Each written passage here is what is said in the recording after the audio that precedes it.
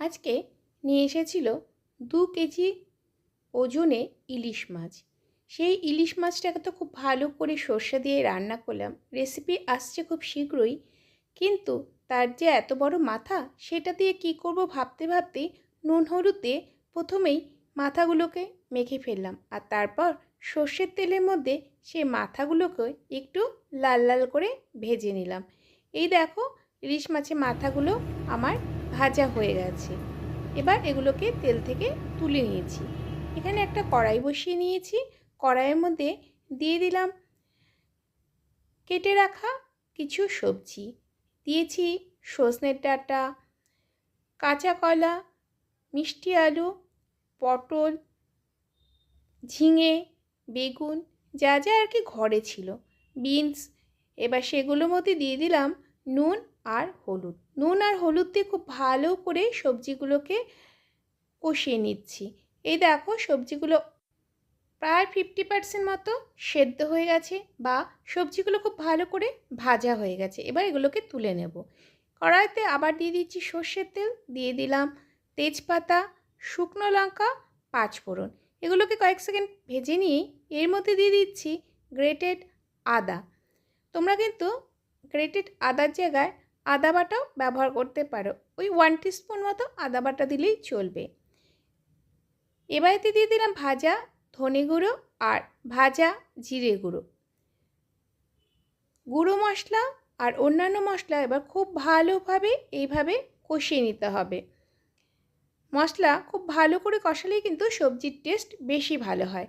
মশলা ভালো করে কষানো হয়ে গেলে এর মধ্যে দিয়ে দিচ্ছি ভেজে রাখা সব সবজিগুলোকে।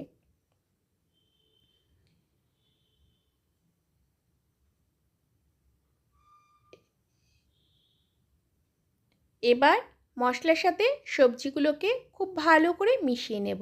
গ্যাসের ফ্লেম লোতে রাখা আছে। গ্যাসের ফ্লেম লোতে রেখে প্রায় 4 থেকে 5 মিনিট এইভাবে সবজিগুলোর সাথে মশলাগুলো কষিয়ে নিলাম। এবার এতে দিয়ে দিচ্ছি জল। খুব বেশি জল দেব না, যেহেতু সবজিগুলো 50% মতো সেদ্ধই আছে বা ভাজা করা আছে, সেই জন্য এখানে 1.5 গ্লাস মতো জল দিয়ে দিলাম। এই দেখো, তোমাদের সবজি পরিমাণ যদি কম হয় তাহলে আরও কম ঝোলও এখানে ব্যবহার করতে পারো। এভাবে ভালো করে জলের সাথে সবজিগুলো মিশিয়ে দেব, আর তারপর একটি ঢাকনি দিয়ে ঢেকে দেব, আর 10 মিনিট মতো এগুলোকে সেদ্ধ করে নেব। প্রায় 10 মিনিট হয়ে গেছে বন্ধুরা। দেখো, এই সবজি কিন্তু পুরোপুরি সেদ্ধ হয়ে গেছে। এবার এর মধ্যে দিয়ে দিচ্ছি ভেজে রাখা ইলিশ মাছের মাথাগুলো। যেহেতু ইলিশ মাছের মাথাটা অনেকটাই বড় ছিল, 2 কেজি ওয়েটের যেহেতু ইলিশ মাছ ছিল, দেখেই বুঝতে পারছো কাটা অনেকটাই আছে, সেই জন্যই কিন্তু সব মেশানো কাটা চচ্চড়িটা আমি বানিয়ে ফেলাম। ইলিশ মাছের মাথাতে অনেক কিছুই বানানো যায়, কিন্তু একবার এইভাবে ইলিশ মাছের মাথা আর সব সবজি দিয়ে কাটা চচ্চড়ি করে খেয়েও দেখবে এর স্বাদ হয় অসাধারণ। খুব ভালো করে সবজির সাথে এবার মাছের মাথাগুলো মিশিয়ে দেব, আর তারপর আবারও একটি ঢাকনি দিয়ে ঢেকে দেব, আর 5 মিনিট মতো এগুলোকে রান্না করে নেব। 5 মিনিট হয়ে গেছে। দেখো বন্ধুরা, কাটা চচ্চড়ি কিন্তু আমার তৈরি হয়ে গেছে। আবারও খুব ভালো করে মিশিয়ে নেব, আর তারপর গ্যাসের ফ্লেম বন্ধ করে দেব।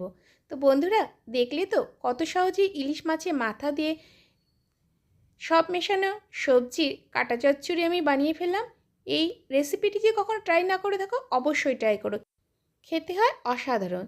রেসিপিটি যদি তোমাদের ভালো লেগে থাকে তাহলে অবশ্যই লাইক করবে, কমেন্ট করবে, শেয়ার করতে ভুলবে না। কিন্তু যারা চ্যানেলে নতুন এসেছো তারা যদি আমার চ্যানেলটা সাবস্ক্রাইব করে না থাকো, অনুরোধ রইল চ্যানেলটি সাবস্ক্রাইব করে পাশে থাকার জন্য। ভালো থাকবে সবাই। খুব ফিরে আসছি খুব শীঘ্রই নতুন কোনো রেসিপির সঙ্গে, নতুন কোনো ভিডিও নিয়ে। ততক্ষণের জন্য বাই বাই।